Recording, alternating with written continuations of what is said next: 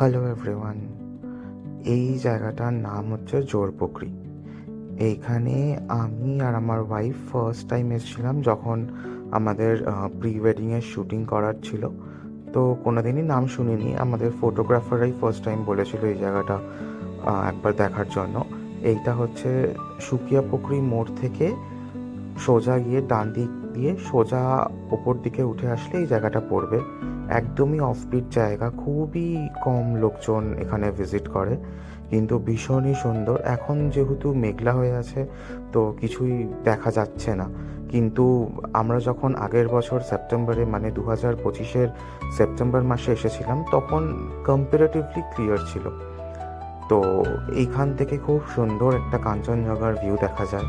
আর চারিদিকে যে এত গাছ সুন্দর দেখছো, এইখানে ভেতরে যদি একটুখানি হেঁটে যাও এই সবুজ ঘাসের ওপর থেকে, মারাত্মক জোক রয়েছে এখানে। আগের বার তো আমাদের পায়ে জোক কামড়ে রক্ত বার করে একসা করে দিয়েছিল। এই এত ওপরে, এটা অলমোস্ট দেখো ক্লোজ টু 6,500 ফিট হাইট আছে এই জায়গাটার। এইখানে ওপরে কিন্তু দুটো লেক আছে, এই লেকের মাঝখানে একটা দেখো আবার সাপের ফনা মতন করা, আর এই সাইডে এই চেয়ারগুলো দেওয়া। এখন এখানে তুমি ডাক দেখতে পাচ্ছ না, কিন্তু এখানে যখন বৃষ্টি পড়ে না তখন কিন্তু এখানে বেশ অনেকগুলো রাজহাঁসের মতন ঘুরে বেড়ায়। আর এই দিক দিয়ে সোজা চলে গেলে তুমি সীমানা ভিউ পয়েন্টের দিকে যেতে পারবে। দেখো যে দিক দিয়ে দুজন যাচ্ছে, ওদিক দিয়ে তুমি যদি সোজা চলে যাও ওদিক দিয়ে সীমানা ভিউ পয়েন্টে যাওয়া যায়। এই জায়গাটা একদমই নেপাল বর্ডারের সামনাসামনি।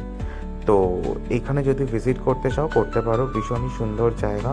আর এখানে হাতে গোনা দু একটাই হোমস্টে রয়েছে, খুবই সুন্দর জায়গা। যদি মনে হয় ঘুরতে আসবে একবার আমাকে বলো, আমি এখানকার হোমস্টের ডিটেলসটা দিয়ে দেবো।